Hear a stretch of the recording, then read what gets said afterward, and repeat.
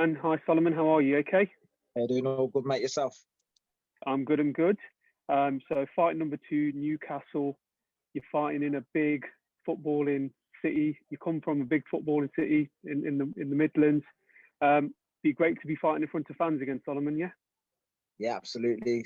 Good to have the fans back. And for me, it's my first one in front of the fans as a pro. My debut, there was no fans there. So I'm excited to, hear a bit of a buzz now, yeah. Good stuff. And I've read in the build up to this fight as well. You've been sparring none other than Joe Joyce. How's that? What's that done for your experience working with a former Olympian and someone who's pressing on the world team as well? Yeah. I've done a lot of rounds with Joyce over the years. So it's always good to work with Joyce. Like you say, he's at that top end of the game now where he's looking for world titles and it's only going to bring me on. Good stuff. And you've also, from everyone that knows, you sparred Joshua as well. You've had rounds with him in the bank as well. What's your prediction on that fight when it does happen, the big one? Yeah, Fury versus AJ. What's your thoughts on that? I know you, your team as well, S-Jam and Sam. He's very close with Fury as well, isn't he? So Yeah, I don't really know, to be honest. I have to wait and see. I'm leaning towards Joshua, to be honest, but it's one of those fights where you have to just wait and see what happens because it's a once in a sort of lifetime sort of undisputed heavyweight championship fight, so anything can happen.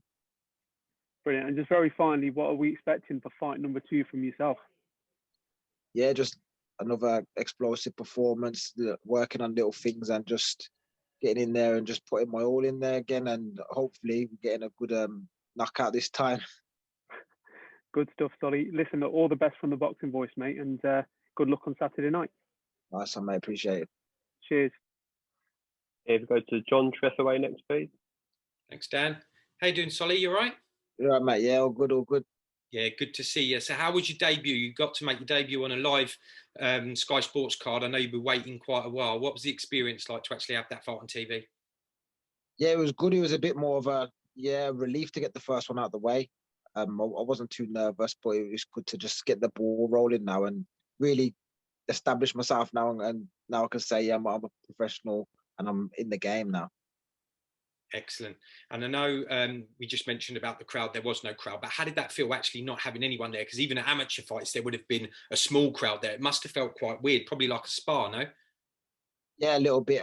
Some of the tournaments for GB, there weren't many there. Some of the, when you go to a tournament, the first couple of fights, there's not many people there. So it didn't really faze me too much. It was a bit quiet, but I've been training hard for it. So I just had to focus on the job in front of me.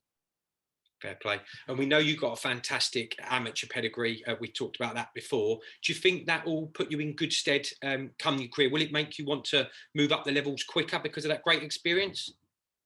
Yeah, no doubt. You know that people that come from international amateur backgrounds, whether that's for Great Britain or whatever country they're from, they're usually a little bit ahead of the game than others that are not coming from the amateur experience. So, yeah, definitely I'm looking to push on and not wait around too long at this sort of journeyman level.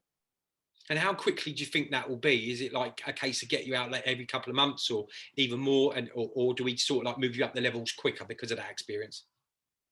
Yeah, it's a bit down to my management and my trainers as well. They'll put things forward to me, and I'll probably just take anything that they say, but I don't want to hang around too long. So in the next 12 months, I think we'll see significant progressions to bigger and better things. Good stuff. Someone else has just mentioned about you sparring Joshua and people like that. I've actually had the privilege of watching you spar live against Triple D in the Peacock Gym, and you did fantastic. That was just before you ticked over, and I remember watching you thinking, I'm sure you're going to have a great professional career. What were your thoughts on Daniel's comeback at the weekend? Yeah, good solid comeback. He's got that power, and he goes to show you him with a big right hand, and it's probably more of a confidence builder for him getting that one out of the way and then looking to get himself back in the mix as well. Good stuff, mate. Well, look, all the best from Raps on TV. We look forward to seeing you soon. Cheers, Solly. Nice one, mate. Cheers. Thanks, John. If we go to Joe from Seconds Out next week. Hi, Matt. How's it going? You all right? All right, Joe. Yeah, sound. Yeah, good. So I know you just mentioned you want to get out there quite a lot, obviously past the journeyman level as kind of as soon as possible. When do you think you can reach sort of the levels like 5-0, 10-0? How quickly do you want to move, like by the end of the year or? Yeah, well, because obviously my debut was halfway through the year, so we're looking at really 12 months from a debut. Within those 12 months to 18 months, we want to be looking on the British level. Then we want to be knocking on the door for British Championship, 12 to 18 months definitely. So that'll probably be like before I reach 10-0. And do you feel like you're kind of already ahead of the curve, being as that I know John just mentioned you've sparred Dubois, you've sparred Joshua. Do you feel like you've kind of got a little bit of a head start in a way?